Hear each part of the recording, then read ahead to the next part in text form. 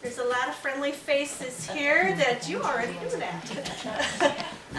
Anyway, I do genealogy for both of Shane and I's families, and the Perley, look, it's my niece. And the Perley family has always been special to me. I'm related to John Perley through marriage. And I grew up, like probably some of you others here, listening to different stories about the Perley farm, Perley church, Perley cemetery, the village of Perley, and the big logging operations that went on starting in about 1880.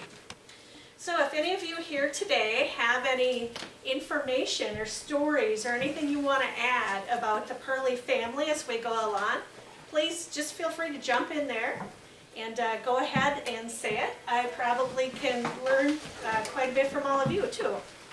So with that, let's get started. So Wait, Fran, sorry, yes. real quick. I'm going to jump in real quick just for some last minute announcements here. Oh, yes. No worries. Sorry to interrupt. So my name is Brenna Weston. I'm the director here at the museum. You might have noticed as you came in, there's a little bit of construction going on the main level and then on the basement level of the building. So you are more than welcome to kind of do a little bit of exploring after the presentation. I just ask that you don't go into the basement and cross that caution tape line, just because there might be some loose nails that I might have missed or things like that are floating around from our flooring project. I also ask that if you can exit the main entrance or those north doors through the basement, rather than the south doors, because again the flooring's a little bit torn up, so I don't want anybody to trip and fall. Last announcement on my end, so today, if you notice the signs out there and the signs on the door, today is the Give Big Valleys event. So it's the St. Croix Valley, and they merged with another valley, I don't remember which one it is, but there's over 80 nonprofits that are participating in this event to fundraise just for various needs for the organization, including yours truly. So our museum is raising funds today. It's kind of a 24-hour event. We're raising funds for continuing education opportunities for students to continue to bring the Polk County history out into the county instead of just kind of being in the museum. We're also raising funds to continue to create new exhibits and fix that flooring like what we've got downstairs. So if you are interested, and we would be very, very grateful, it's givebigvalleys.org, yes. And then if you just search for the Polk County Historical Society to make a donation, we would be eternally grateful. And with that, that's all over to you. Thank you, Brenna. Thank you very much. I will send Al up in just a minute to help you advance your slides. Okay, great. So, today I'm talking about John Wesley Perley in the Perley Village. This is a photo of John that I got online. They're actually, if you've researched Perley at all, you probably have the same sources that I do of information, because a lot of it is online, but I also have some personal family photographs and things that I'm going to be using as well. So if we're ready, we will advance this. So John Perley is really a story of not just Polk County, but of Barron County and St. Croix County. The village of Perley itself was located in Barron County. The Perley farm and some of the other Perley implements were in Polk County. So John was born in South Bridgeton, Maine, on February 25th of 1844. He was a scion of the ancient Perley family. Their lineage is traced back to Wales, to Alan Perley, who immigrated to the United States. So his family was in New England, mostly the Bridgeton, Maine area, were deeply rooted in lumbering and farming. His parents were Daniel Perley and Lavina Thompson Perley. This is just a map of Bridgeton, Maine, kind of what it looked like at that time. So we can go ahead and advance. This is a plat map of the town of Almena that I just have displayed, or excuse me, yes, the town of Almena from, this one I believe is from the early 1900s. Just to display, it's kind of hard to see here, but on a clear image you can see all of the Perley lands that were owned in the Barron County side. So he went to the local schools in Maine, went to college called the Christian Academy. His father died when he was young. He was 14 years old. And then he had to get out and help take care of his family when his father died. Then his sister died just a couple years after that. So he learned at a young age then to be really self-reliant, a business sense, and that good old Puritan work ethic that so many of them had back then. So I'll be ready for the next slide Okay, so whenever you're ready, we're Al. training in, so all you do is hit this button, just hit that. Harder. Okay, so in 1863, he had heard about lots of opportunities for logging and lumber here in Wisconsin. So in 1863, he traveled to Wisconsin. He purchased a large plot of land and a sawmill near the old town of Brookville, which is in the town of Ogal, I'm not sure I'm pronouncing that correctly, in St. Croix County. It's O'Galley. Ogal, okay, thank you. Galley. Galley, okay, thank you. That mill grew to an output of 1.5 to 2.5 million feet of lumber annually. He increased that by, he was one of the first ones to do a water steam powered to power his sawmill and his lumber yard.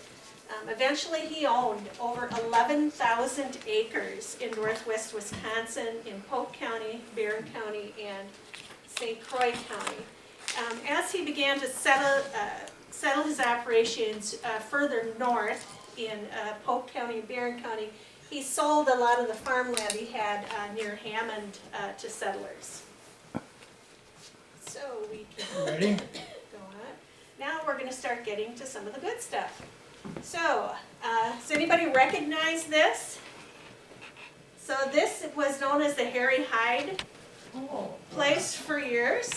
And this sat on the shores of Echo Lake, Bear Lake, as it was called back then.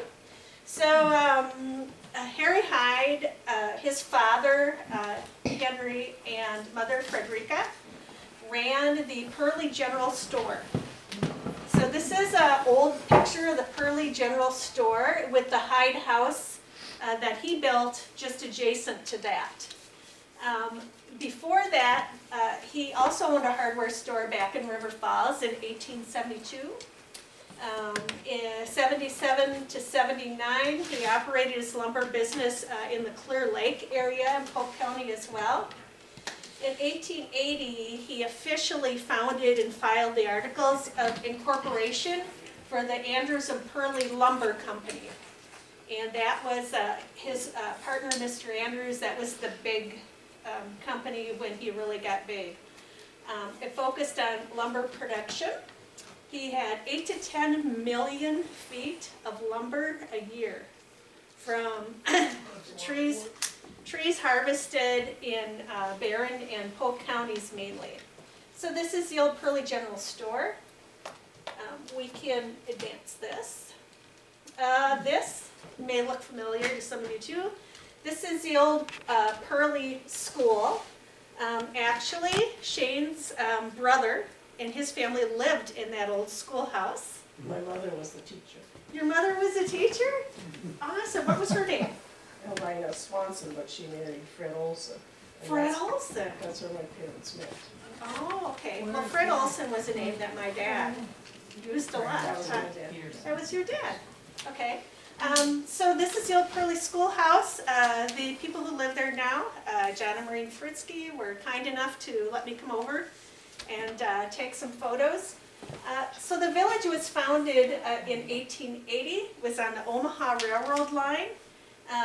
John Perley tried to get them to spike that railroad line over actually onto his property and onto the station where he had the lumber stacked and milled. He didn't get that done, so they still had to transport it a short difference, but it was really actually pretty close to the Omaha line. The village was named in honor of John Wesley Perley. So, the key businesses and organizations in the town of Perley. First of all, at the same time Perley was being built, the village of Turtle Lake was also growing and rising up. And for probably about 10, 15 years, the village of Perley gave the village of Turtle Lake a real run for their money as far as growth and residents and things along that. So the Perley General Store, which we saw earlier, had the first telegraph line service in Barron County. The Perley Lumber Mill employed about 100 people, 100 men at its peak. It was in operation for 20 years, from 1880 to 1900. The Perley Church was built in 1898. We'll have a slide of that later on. That is currently a private residence of people who live there year-round. Something else that John Perley did is that he cultivated lilacs and developed his own strain of lilacs, the Perley lilac. Those lilac bushes stand to this day on either side of the doorway at the old Perley Church. They also is a bush that stands in the Perley Cemetery, which is now known as Lakeview Cemetery. They smell absolutely heavenly. I've never smelled lilacs like them in my life. They're really different. I make sure I get out there every spring so I can smell them, and then in the fall, when I come back and take in my family cemetery decorations for the winter, I go up and I prune the bush and fertilize it just because I enjoy those lilacs so much. So the Perley Cemetery is now Lakeview Cemetery. The Perley School, which we had a slide of earlier, consolidated with the Turtle Lake School District in 1952. The village of Perley had a blacksmith shop, a hotel, passenger train stopped there. So if there were passengers who wanted to get on the train, they stood out on the platform. And if the conductor saw people there, he would stop and let them on. If he didn't see anybody, they just kept going. The post office, the mail service began in 1877. I actually got a copy of the contract between John Perley and the U.S. government for him to have a post office there and be a postmaster. The Perley Farm was in the town of Beaver in Polk County. I'll have some more slides, photos of the Perley Farm. So the Perley Farm, some of you here I know are familiar with. It is, I went out there on Saturday, and it's the first time I'd been out there where the gates had been open, and I could drive back there. It recently was sold just in March. It has new owners who are living there. The previous owners had used it for like a hunting cabin, hunting shack. This month? This March or? Yeah, this March. I spoke to them yesterday on the phone, and they had some funny stories. They think that the Perley house is haunted. And they thought there were some odd goings on there. They thought it was haunted.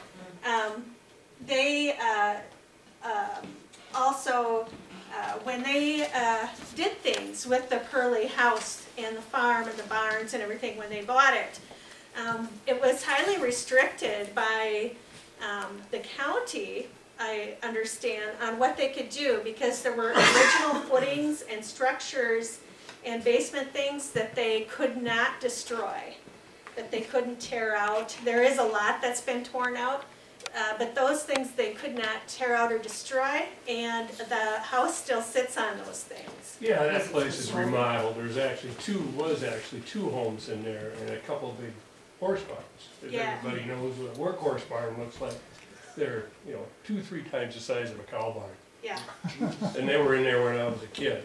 The one home burnt down, years ago when they were having those snowmobile races out there. yep, I You remember that. those? That's where it is? Screech 30. Yep, Screech 30 it was Screech called. 30. Yep, that's where it's at. He owned all that acreage in there, and that's where his horses were kept. Then he'd drive alongside of Horseshoe Lake and Echo Lake to get over to the sawmill. So this is Kim Horvitz. Kim lives on Horseshoe Lake, grew up in the Turtle Lake area, and Kim's folks and my dad kind of grew up together. Yep. Kim knows an awful lot about the Perley area and the Perley farm, so thanks for jumping in there and giving us some more In fact, our information. fathers went to school there. They did. I got a picture of Uncle Stan before he punched my dad in the mouth. Yeah. All right. Probably. Deserved it though. Yeah, he deserved it. So like a lot of wealthy individuals and people of that era, he was a member of the Mason Lodge. He was a member of the Masonic Order. So you can, so here's the Perley Church. Here's the Perley Church. I took that this weekend, the lilac bushes on either side of the entrance. And then at the cemetery, that's the big white lilac bush that I come out and take care of at Lakeview. The ones at the church are purple, and the ones at the cemetery are white. So that's just a photo of those. Okay, so now I'm going to talk a little bit about the lake and the logging areas. First of all, it's very difficult to tell, but these concrete footings behind those trees are all that is left of the Perley Station. And that's on property that's owned by Ken and Bonnie Knight. Back behind their place, Ken was kind enough to take me out in a four-wheeler. Yeah, you have to go way down into a hollow behind his house. Yeah, and I think Brett Morbitz owns some of that Some of property that, now yeah. for hunting land as well. So back in the logging days, they just dumped all the sawdust in Bear Lake. And when the water gets low on Echo Lake, some kind of strange things happen. So this sawdust, when the lake got low, was exposed. And farmers would come along and load that up and use it for cattle bedding. And by about the 1960s, I guess most of it was gone. The lake had gotten low enough times that kind of sawdust had been depleted there. Some other neighbors there would be Stakoviaks. Were kind enough to relay to me, and I had heard this story from my dad as well, is that one winter, so the logs they transported with big sleds and these huge draft horses. And that one winter, one of those went through the ice, fairly close to Highway 63 in that bay along there. And when the water got low, that sled would be exposed, and you could see it, and see these big logs. And then occasionally these big logs will surface. And they still have the Perley lumber mark carved into those logs. Yeah, Doug and Teresa have a couple on the Yeah. shoreline. Have a couple of those, yeah. Stakoviaks too, when the water was low and the sled was exposed, they got some boards off the sled. And he is quite handy, carpenter-wise, and made shelves and things out of them that they have in their home, which is So also. where is also that good. picture taken at? Whose land is that on? This is on Ken and Bonnie Knight's land. Oh, You know that little trail, Kevin, that goes right alongside the house between the highway and Yeah. your house? Years ago, when we were kids snowmobiling, we used to go right by that. The snowmobile trail used to go through there. Right behind his house is a big hollow. Has anybody ever found with a metal detector any coins or anything? Oh yeah, there has been a lot of memorabilia over the year that has come out of there during excavating and been disposed of, and that people just buried or got rid of. Sure, they had dumps.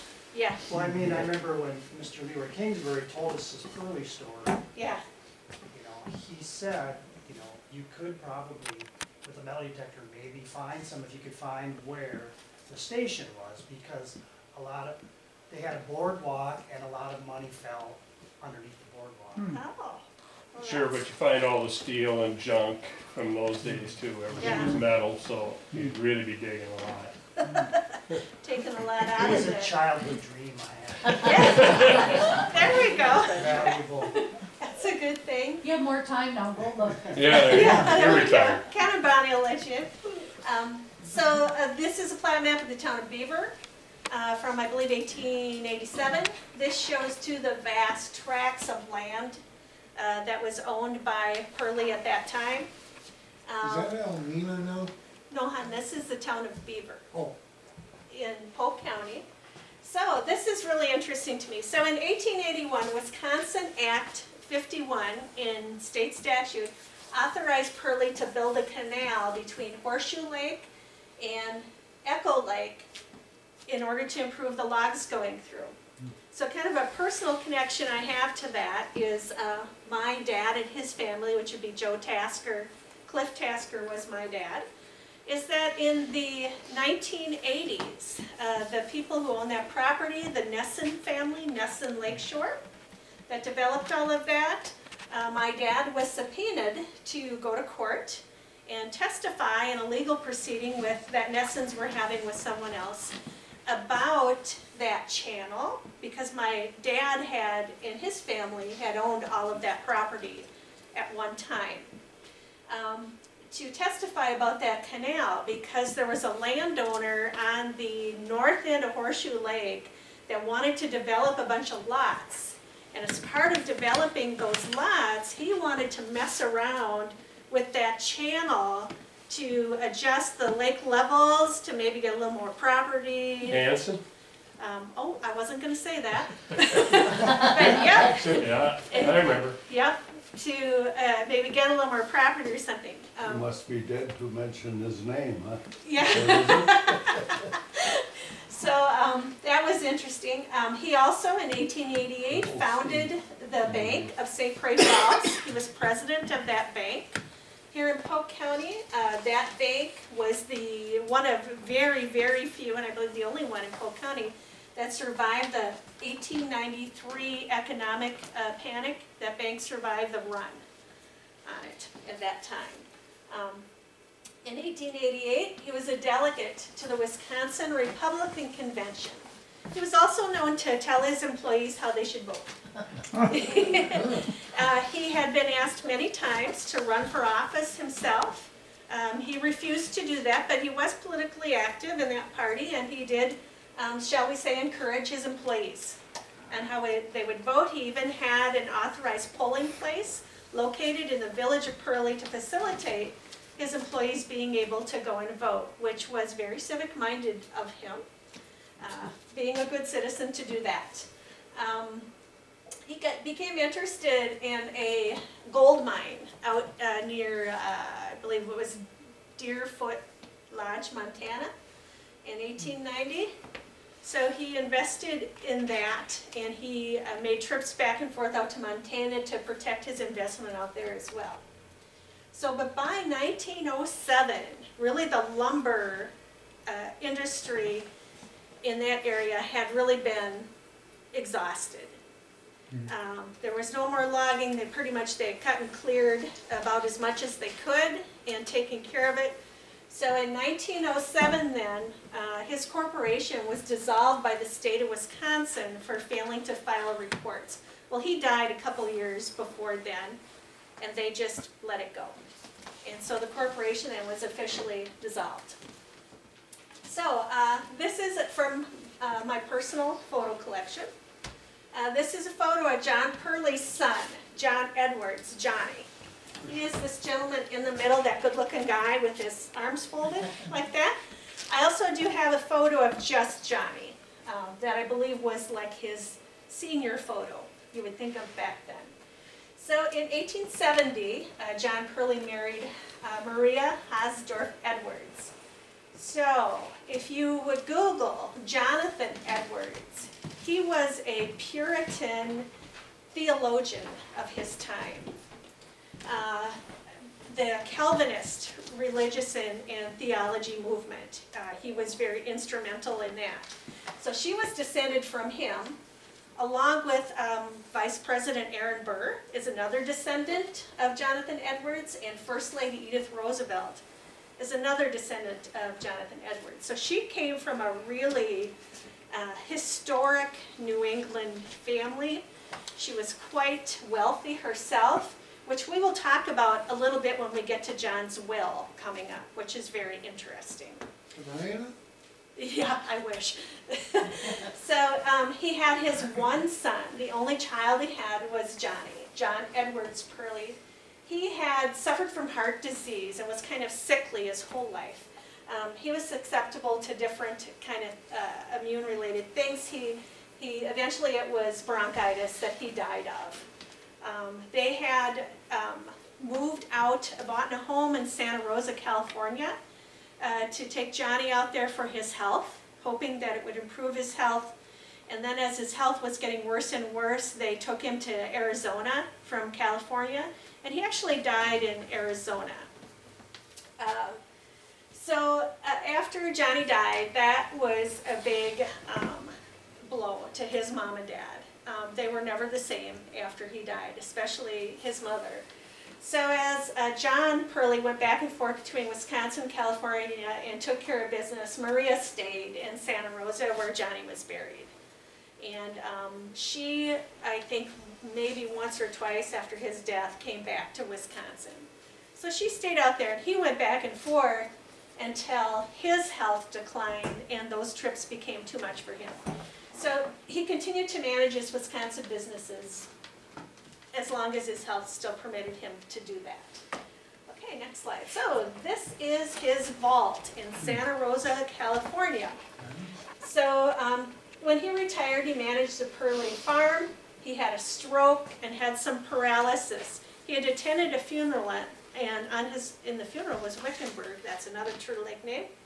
And on his way home from the funeral, he had a slight stroke. He made it home, but he never really fully recovered from that, although he tried to stay active, still take care of things on the farm. He died on June 22nd, 1903 on the Perley farm in the town of Beaver in Polk County.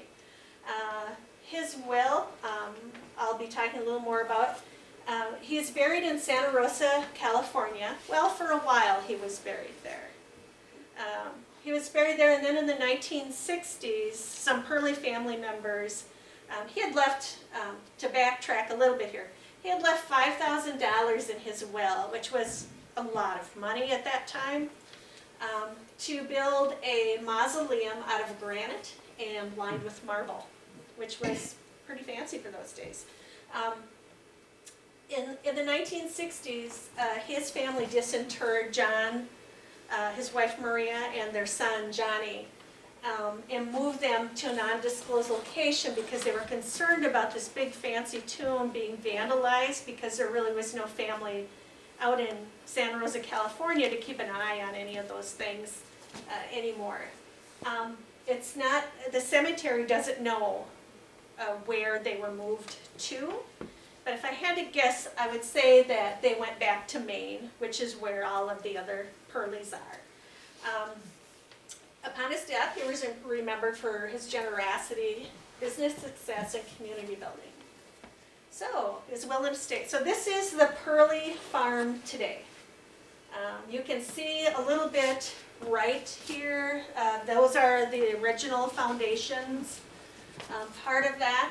So his will and estate. So Clara Berry Tasker, who was my great aunt by marriage, was left all of his interests in crops, livestock, farm machinery, tools, carriages, harnesses, household goods, furniture, and $5,000 in cash.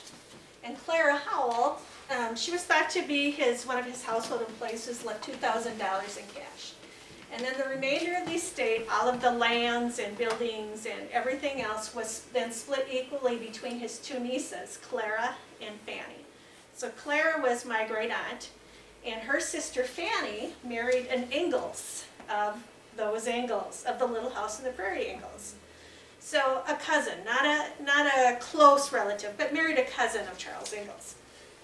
In his will, he states, "I make no provisions in this will for my wife, Maria Perley, having already made a provision satisfactory to her for her support and comfort during her life, and which has been accepted by her as a just and equitable share of my estate." So he left nothing to his wife. She was rich anyway. And instead, his wife also was 9 years younger than him, which was a little unusual back in those days. She was wealthy in her own right. She lived about 15 years after he died. So the executors of his estate are Fred Alcott, another old-time Turtle Lake name, and J.E. Flint of River Falls, where he had first settled when he came here, and then the attorney was Alan Weld, was the legal advisor. So, pardon me? So that was kind of like a prenup, Yeah, if you will. a post-nup, in the will, kind of, yeah, if you want to advance it again. So, too, I was going to mention that the old Perley farm in the 80s was a home for troubled boys or for young men, kind of a halfway house type of area. I don't know if any of you remember that or not. I remember that because when I was a kid then and I worked at the Dairy Queen in Interlake and we worked with some of those boys who lived on the Perley farm who were there kind of as a halfway house. That ceased to exist after there was some unpleasant allegations made there, and then it no longer was that. So this is, oops, if we can back up again. Okay. To, Now let's just slide it over here. And then so this picture, CB Tasker sale, so that's Clara Berry Tasker, sale September 29th, 1923. So yeah, so this is the Perley farm and the big sale when Clara decided to liquidate some things becoming too much for her and my Uncle Bill to take care of. So she sold out everything. I believe that the lady in the middle is my grandma, but it's hard to tell for sure. But I think that that's Alice Tasker. So that was the sale of the big vehicles. There's actually, this is a panoramic photo. I only have half of it here. The other half of it is all of the dozens of these old style 1920s vehicles from people in attendance at the big sale that day. So yeah, so okay, next one. Okay, so the first heir was Clara Helen Berry Tasker.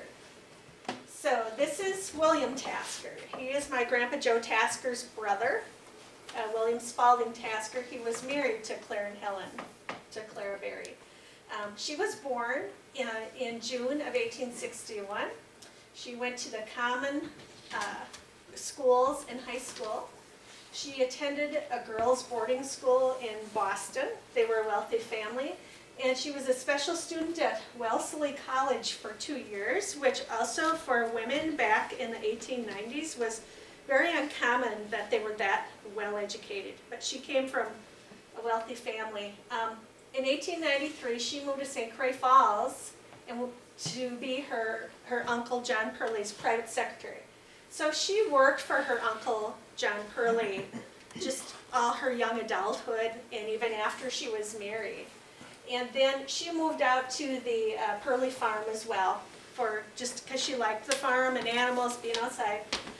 And it says she is now a farmer and raiser of red shorthorn and Durham cattle. So that I pulled that out of one of the 4 or 5 obituaries of John Perley that I went through. So she married William Spalding Tasker on August 2nd on the Perley farm. She helped raise, Uncle Bill was a widower. His wife died of tuberculosis at a young age and left him with 4 little kids. So she had no children of her own. She was in her early 40s, I believe, when they got married. So she helped raise his 4 children, John, Bruce, Edith, Robert, and Paul, after their mom died in 1907. They split their time between the Perley farm and their home in Chicago. He had a seat on the Chicago Livestock Exchange, which back in that day was a big deal. So they split their time between the 2 things. So this is the other heir's daughter. The other heir was Frances Berry Ingalls, and she was born in September of 1863 in South Bridgeton, Maine. She studied in high school and normal school. She was a school teacher for 3 years before she got married. She got married in March of 1886 to Aldana Theodore Ingalls. So the Aldana name in the Ingalls family was very prominent. So it pops up there again. He was a civil engineer, born in 1861. They had 1 daughter, Marion, and that's a photo of their daughter, Marion. So they had 1 daughter, but she had like 10 kids. She had a big family, and she was a hog, and there's lots of those in my genealogy. So, That's a name? yeah, H-A-U-G-E. Oh. Yeah. These Thank you are, for clarifying. yeah. So these are things that I took out of his various obituaries when he died, what people said about him, which was no man in the great Northwest more deserves success, and none has left a more honorable record.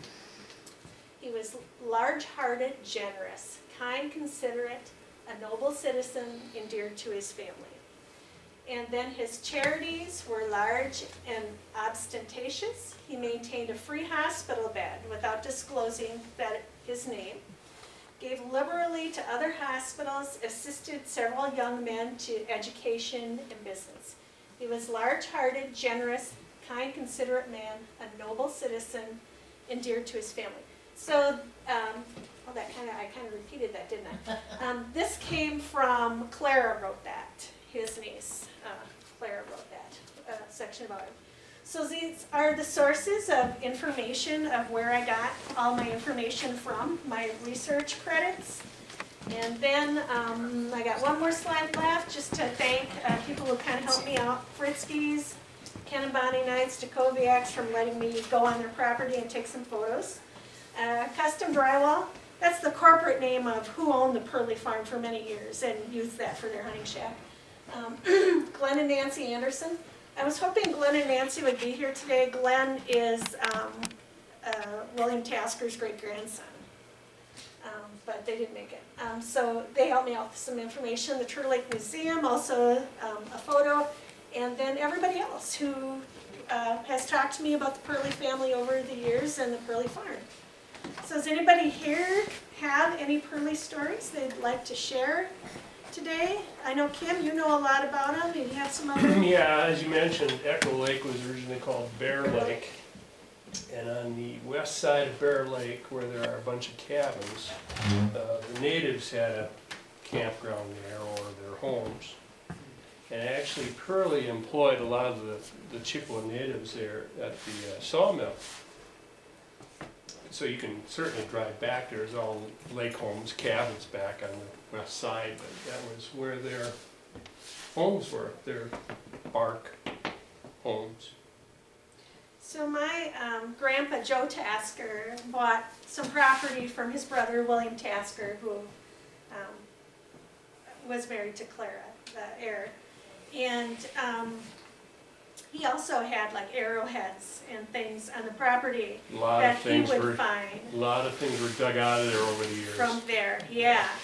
Because they were there for hundreds of years. Yeah, all of those things. So it's, it's really interesting to me, having a little bit of a personal connection to it. And I just want to thank everybody who came today.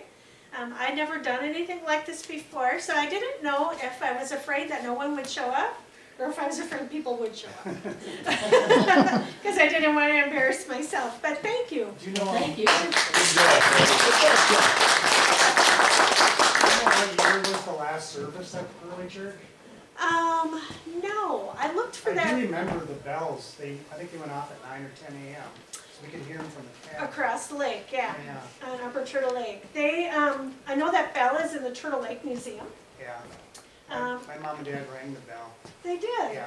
I didn't know at that. Yep. After midnight, after 2 a.m. probably.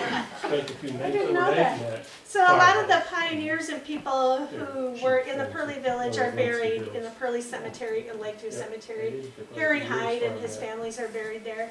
I tried to contact Lyle Groves, Yeah. who was Harry Hyde's nephew, and I got a phone number. I left a voicemail. I tried to send him messages online.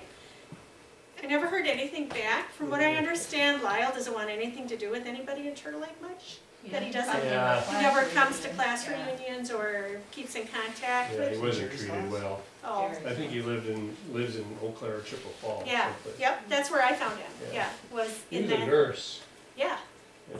was in that area, RN. hoping, because I thought, oh boy, I bet he's got a lot of information to share.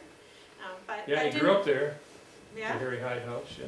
So was that his uncle or aunt or? Stepfather or something. I no, so his think. mom, Evelyn Groves, so his dad died, Evelyn Groves, his mom, was a sister to Harry Hyde. Oh, And then okay. Harry Hyde's parents, Frederica and Henry, is who ran the Perley General Store. Uh-huh. So and they stayed there then. He has sold that farm to developers. Mhm. I thought that maybe the one house on there Lyle had kept for himself. And when I checked the property tax records, I was surprised. I always thought it was his. It wasn't his, it's somebody else's. Yeah, it's just changed hands again within the past year or two. Year or two, Yeah. there's a little garage, kind of a garage turned into a summer home right there on that property now. If you drive Right. by, you'll see that brown garage and their big two-story garage. Garage. And there was a big chicken barn. Yeah, there was Yeah, I a big remember chicken the barn. chicken barns, Yeah, yeah. Harry used to have Yeah. chickens. Went into the big I chicken remember business. my dad taking me fishing on Echo Lake with cane poles, and we would go alongside the highway there, but we had to go over to Fred Olson's and get worms first, and that was your dad? Yep. Okay, yeah, so we had to go over to Fred Olson's and get worms. You used to be able to find gears and stuff along the shoreline there because that was where the sawmill was, and a lot of that just got rotted away and And pushed into kind the of washed lake. up. If you went along there with a canoe or something, you'd find steel along your shoreline. Oh. Down behind the bank, on the lakeside there. Side. Most of that backside is all sawdust too. There's a bunch of pine trees that grow back there Mhm. to the west, toward the swamp in there. That's all big sawdust piles. All the sawdust was pushed right into the lake, Lake, yeah, yeah. into the west part of the lake there. Yeah, my dad grew up on Echo Lake after he got the property from, his dad got the property from his Uncle Bill. And I don't know if you're familiar with Echo Lake, Tim Hansen and Jolene Young. Tim and Jolene had the big open place with the earthen house, the dirt house. And then, I don't know if any of you remember when there was a big white farmhouse there? Right? Okay, that's where my dad lived, where he grew up. Did you have a question? Well, has anybody ever drawn a map of what the town looked like and what stores or, you know, Not what that I just... could find anywhere. So could you people do that remember this? Draw a picture of just like the street going through and say blacksmith shop or store or... I could It'd be 63. None of now, us right? remember. Yeah, B63, yeah. I could make something up maybe. I think that would be nice to have as a... Yeah. And then if I drove over there to the spot and drove through the downtown, what would I see now? US Highway 63 heading to Cumberland. Nothing. No, you can take that street to the east where the church is. Oh, There was a lot of Second homes along Street. there Yeah. too. Yeah, And the church was in the town. yeah, the church, Was probably at the far end. It's up by the It's- cemetery. yeah, 1.5 Second Yeah. Street off from US Highway 63 is what it's called now. And you go about a mile, half a mile, and then you'll see So the church. I'm gonna wait until you guys draw that map for me. And then I'll go over, It was kind of then I'll go over spread and then out. I'll look at setup. all the spots. Well, it's unusual there wasn't a picture taken. Yeah, or even not back that I then, can there was find, yeah. Pictures of Turtle Lake from the 1850s. The people I spoke to yesterday who recently sold the Perley farm, they said they had tons of memorabilia and old things and stuff that they found and that they didn't know what to do with it, so they ended up tossing it. Oh, great. Someone who I think right now has a lot of that is Matt Kingsbury. I'd like to reach out to Matt and talk to him about it because Matt had, and of course that had been Tasker Perley land too, and Kingsbury's were early settlers in the town of Beaver. But he had asked me some questions about Paul Tasker, who was my dad's first cousin, and Paul was raised on the Perley farm, and had said, need to get together with you, I've got, and ask you some questions about Paul Tasker. Sounds like he was a pretty interesting guy. And I was like, oh, do you have anything to his? You know, don't mean to scare him off, you Yeah, know. Leroy was really interested in Yeah. Perley. He Perley. liked all that Yeah. stuff out there. Yeah, that would have been around his time as Yeah. well. The Carstens didn't get rid of everything though, because in their homes on Horseshoe, they have them despite a lot of antiques. Really? Came from Now, there. which family is this? The Carlsons had Oh, the just sold Carlsons the do. property. Okay, who sold it? I know she Was said, custom drywall. from Custom Drywall. She said that she was from Cumberland, the young woman I spoke to yesterday. She said, oh, I'm from Cumberland, and, you know, so, Yeah, Willie's wife and sons had the cabins, the Had the big cabin homes there. on the lake there. see, I knew it was Carlson, but I didn't, you know, all the tax listing was in Custom Drywall, so. Yeah. Mhm. And I called their offices in St. Paul and said, hey, is there anybody there? You know, and spoke to some family members there. I spoke to a young woman. And I believe she had married into the family. Yeah, there So was she's one of 2 or the 3 wives. boys. Yeah. Probably Julie Yeah, and Troy. Troy was one of them, Troy. right? yeah. Didn't Perley burn during the same time Pepsico fire? So I went to Almena too. at the north end of Almena? I understand there was a fire there, but I was not able to find out where, or excuse me, when it was, or when there was a fire. But I had come across information that there had been a fire there as well. Lots of fires back in those days. with the steam When did engines. Almena burn, Kathy? That was the same time. I wasn't there. Are you sure? No, I don't know. Well, it's about 1:45. It's been great that you folks showed up today, and it's always good to see old friends and see family. I have over in the corner there my sister-in-law Gina Duncanson and my niece Jaden Duncanson, and they have a home on Echo Lake as well. So I still get to spend some time on Echo Lake, courtesy of my in-laws there. But my dad had sold his holdings on Horseshoe Lake and on Echo Lake to the Nesson family. And then Jack Nesson and his dad and the Nessons are who developed it, built the cabins. Selly in Turtle Lake, like put in most of the sewers there. And that's when it became developed and grown up. And of course now it's like $1 million homes that people live in year round, and you know, like all of the lakes really kind of in this area and this part of the state. So thanks everybody for coming today. Good job, Franny. Thank you, Franny. I gotta give a shout out here to Roger Van Summeren. Roger sits next to me at city council meeting in Amory, the poor guy. Roger sits next to me, and I've been bugging Roger and telling him about this and what I was doing today, and kind of maybe hoping somebody would show up. So thank you, Roger. Thank you Real interesting. for taking one for the city council, Yeah. for showing up here and giving me some support as well. So I hope everybody has a chance to look around the museum.